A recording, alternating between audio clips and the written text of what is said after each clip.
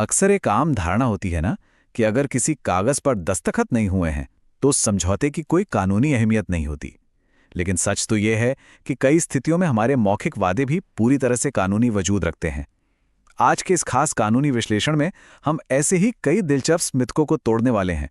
देखिए, हमारे समाज में अक्सर कानून या कोर्ट कचहरी का नाम सुनते ही पुलिस थानों का डर और अदालतों के लंबे चक्कर याद आने लगते हैं। ऐसा लगता है जैसे हमारी न्याय व्यवस्था कोई बहुत बड़ी भूल भुलैया है। लेकिन असलियत में ये पूरा का पूरा ढांचा हमें डराने के लिए नहीं, बल्कि हर एक आम नागरिक की रक्षा के लिए बनाया गया है। आज की ये चर्चा एक ऐसी सच्चाई को सामने लाएगी जो बिल्कुल स्पष्ट कर देगी कि सही कानूनी ज्ञान एक आम इंसान को कितनी बड़ी और मजबूत ताकत दे सकता है। आज के इस विश्लेषण का एजेंडा कुछ इस तरह रहेगा। पहला, कानून सजा है या सुरक्षा। दूसरा, अज्ञानता से कैसे अन्याय पैदा होता है। तीसरा, हमारे रोजमर्रा के कानूनी अधिकार क्या हैं। चौथा, इस कानूनी ढाल का असल में इस्तेमाल कैसे करें। और पांचवां, ये हर नागरिक की जरूरत क्यों है। तो चलिए सबसे पहले भाग की ओर बढ़ते हैं। कानून सजा का साधन है या सुरक्षा की ढाल? क्या सच में कानून सिर्फ अपराधियों को सजा देने के लिए बनाए गए हैं? ये एक ऐसा सवाल है जो हमारे सिस्टम से जुड़े सबसे बड़े मिथक पर सीधी चोट करता है। अक्सर फिल्मों और कहानियों में हमने देखा है कि न्याय व्यवस्था का मतलब सिर्फ जज साहब का हथौड़ा, पुलिस की सायरन और जेल की सलाखें होती हैं। लेकिन एक बहुत ही हैरान करने वाला तथ्य यह है कि देश के हजारों कानूनों में से एक बहुत बड़ा हिस्सा अपराधियों को पकड़ने के लिए नहीं, बल्कि हम जैसे आम नागरिकों के रोजमर्रा के जीवन को बिना किसी रुकावट के चलाने और सुरक्षित रखने के लिए बना है। कानून का डर तो असल में उन लोगों के मन में होना चाहिए जो नियम तोड़ते हैं, ना कि उन लोगों के मन में जो शांति से अपना जीवन बिताना चाहते हैं। तो असल बात यह है कि कानून का सबसे प्राथमिक उद्देश्य, उसका मेन फोकस आम लोगों के अधिकारों की रक्षा करना है। इसे एक बहुत ही आम उदाहरण से समझते हैं। मान लीजिए कोई कंपनी अपने कर्मचारियों की सैलरी रोक लेती है या उन्हें बिना किसी वैलिड कारण के नौकरी से निकाल देती है। अब ऐसी स्थिति में कानून केवल उस कंपनी के मालिक को सजा देने तक सीमित नहीं रहता, बल्कि वो सक्रिय रूप से उस कर्मचारी की आजीविका और उसकी मेहनत की कमाई को सुरक्षित करने का काम करता है। हमारे भारत का कानूनी ढांचा हर उस इंसान के इर्द गिर्द एक मजबूत सुरक्षा घेरा बनाता है जो कमजोर पड़ सकता है। ये किसी भी व्यक्ति को बेवजह परेशान होने से बचाने का एक बहुत बड़ा और शानदार तंत्र है, जिसे हम एक अदृश्य लेकिन बेहद मजबूत ढाल की तरह समझ सकते हैं। अब आते हैं दूसरे हिस्से पर, अज्ञानता और अन्याय। कैसे जानकारी का अभाव हमारे लिए एक बड़ा खतरा बन जाता है। देखिए, हमारे समाज में सबसे बड़ी समस्या ये बिल्कुल नहीं है कि कानूनों की कमी है।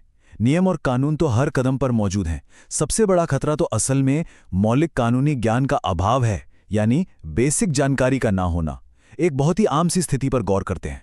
अक्सर लोग किसी प्रॉपर्टी के कागजात या बैंक के लोन एग्रीमेंट पर बिना उसे पूरी तरह पढ़े और समझे ही साइन कर देते हैं, और फिर जब भविष्य में कोई विवाद खड़ा होता है तब जाकर पता चलता है कि असली धोखा तो उन बारीक शर्तों में ही था। अब यहां समझने वाली बात यह है कि कानून तो पूरी तरह मौजूद था रक्षा करने के लिए, लेकिन अज्ञानता एक ऐसा जाल बन गई जिसमें इंसान खुद ही उलझ गया। ये जो जानकारी का अभाव है ना, यही वो असल वजह है जिसके कारण आम लोग अक्सर शोषित होते हैं।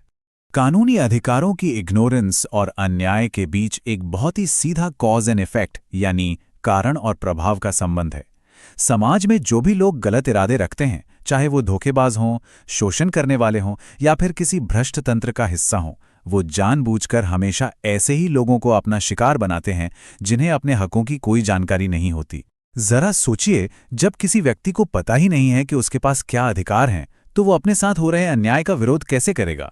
कोई भी इंसान, चाहे वो कितना भी पढ़ा लिखा क्यों ना हो, अगर उसे अपनी कानूनी सुरक्षा के बारे में नहीं पता तो उसके साथ अन्याय होने की संभावना कई गुना बढ़ जाती है। सीधे शब्दों में कहें तो ज्ञान की कमी ही अन्याय के लिए दरवाजा खोलती है। चलिए अब तीसरे भाग की तरफ बढ़ते हैं, रोजमर्रा के अधिकार। ये वो ढाल है जिसकी जरूरत हर दिन पड़ती है। कानूनी अधिकार कोई भारी भरकम किताबी बातें नहीं हैं। ये हमारी रोजमर्रा की जिंदगी के असल युद्ध क्षेत्र में काम आने वाले हथियार हैं। अब संपत्ति विवादों की ही बात ले लीजिए। दशकों तक यही माना जाता था कि पुश्तैनी जमीन पर केवल बेटों का ही अधिकार है, लेकिन आज हिंदू उत्तराधिकार कानून के तहत बेटियों को भी संपत्ति में बिल्कुल समान अधिकार, जिन्हें कोपर्सनरी राइट्स कहते हैं, प्राप्त हैं। इसने सदियों पुराने सामाजिक ढांचे में एक बहुत बड़ा बदलाव ला दिया है। रोजगार के मोर्चे पर भी हर कर्मचारी के पास तय काम के घंटे, एक सुरक्षित माहौल और न्यूनतम वेतन के पक्के अधिकार हैं। अगर इनका उल्लंघन होता है तो सीधे लेबर कोर्ट का दरवाजा खटखटाया जा सकता है। महिलाओं की सुरक्षा के लिए कार्यस्थल पर यौन उत्पीड़न रोकने से लेकर घरेलू हिंसा तक के बेहद सख्त नियम बने हुए हैं। और अगर पुलिस की कार्रवाई की बात करें, किसी भी पूछताछ के दौरान एक नागरिक के पास अपने वकील से बात करने का अधिकार हमेशा, जी हां, हमेशा मौजूद रहता है। पुलिस किसी भी आम नागरिक को बिना किसी ठोस कारण के परेशान नहीं कर सकती। इन सब बातों का बस एक ही मतलब है, हर आम परिस्थिति के लिए एक रक्षक मौजूद है, बस शर्त यह है कि हमें उसकी जानकारी हो। चौथे भाग में हम देखेंगे इस कानूनी ढाल का असल जिंदगी में व्यवहारिक इस्तेमाल कैसे किया जाए। अधिकारों को जानना अच्छी बात है, लेकिन संकट के समय उन्हें एक हथियार की तरह कैसे इस्तेमाल किया जाए, ये जानना सबसे ज्यादा जरूरी है। चलिए कुछ बहुत ही आम स्थितियों को देखते हैं। अगर पुलिस कार्रवाई की बात हो तो एक बहुत ही महत्वपूर्ण अधिकार होता है जीरो एफआईआर। अक्सर ऐसा होता है कि पुलिस स्टेशन ये कहकर एफआईआर लिखने से मना कर देते हैं कि मामला उनके अधिकार क्षेत्र यानी जुरिस्डिक्शन का नहीं है, लेकिन जीरो एफआईआर के नियम के तहत कोई भी व्यक्ति किसी भी पुलिस स्टेशन में अपनी शिकायत दर्ज करा सकता है और बाद में पुलिस खुद उस शिकायत को सही थाने में ट्रांसफर करती है ना कमाल की बात। इसी तरह आवास और किराए के मामलों में भी बेहद स्पष्ट नियम है।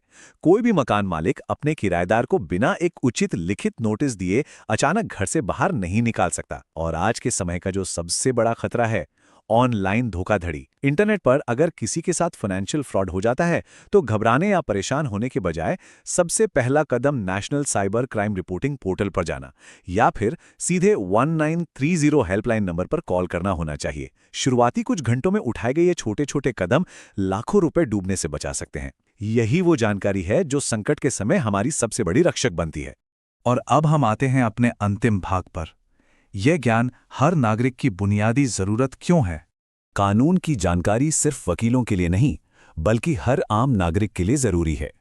ये विचार सिर्फ एक कोट नहीं है, बल्कि कानूनी शिक्षा का सबसे गहरा और अटल सत्य है। बिल्कुल वैसे ही जैसे शरीर को बीमारियों से बचाने के लिए अच्छा खान-पान और सही व्यायाम जरूरी होता है, उसी तरह समाज में शोषण और अन्याय से बचने के लिए बुनियादी कानूनी जानकारी होना बेहद आवश्यक है। अक्सर हमारी एक धारणा होती है कि भाई जब कोई बड़ी मुसीबत आएगी तब किसी वकील को फीस दे देंगे, लेकिन प्रिवेंटिव लॉ यानी निवारक कानून का सिद्धांत ये कहता है कि समस्या को पैदा होने से पहले ही रोक देना चाहिए। एक जागरूक नागरिक अपने अधिकारों के बारे में पहले से जानता है और इसी वजह से गलत लोग उसका फायदा उठाने से भी कतराते हैं। ये ज्ञान कोई ऐशो आराम या विलासिता की चीज नहीं है, बल्कि इस जटिल समाज में पूरे सम्मान के साथ जीने की एक बहुत ही बुनियादी शर्त है। तो अंत में बात यहीं आकर रुकती है कि सच्ची सुरक्षा किसी ऊंची दीवारों या बहुत महंगे सिक्योरिटी गार्ड्स में नहीं है। जो इंसान अपने अधिकार जानता है, असल मायनों में वही सुरक्षित है। कानून एक ऐसी मजबूत ढाल है जो हर नागरिक को उसके जन्म से ही मिली हुई है, लेकिन अगर एक ढाल को जमीन पर ही छोड़ दिया जाए और उसे उठाया ही ना जाए तो वो भला किसी की रक्षा कैसे कर सकती है? अंत में सोचने वाली बात यही है, क्या अज्ञानता के कारण हम और हमारा समाज ऐसे ही असुरक्षित बने रहेंगे, या फिर अब वो समय आ गया है कि हम अपनी इस कानूनी ढाल को उठाएं,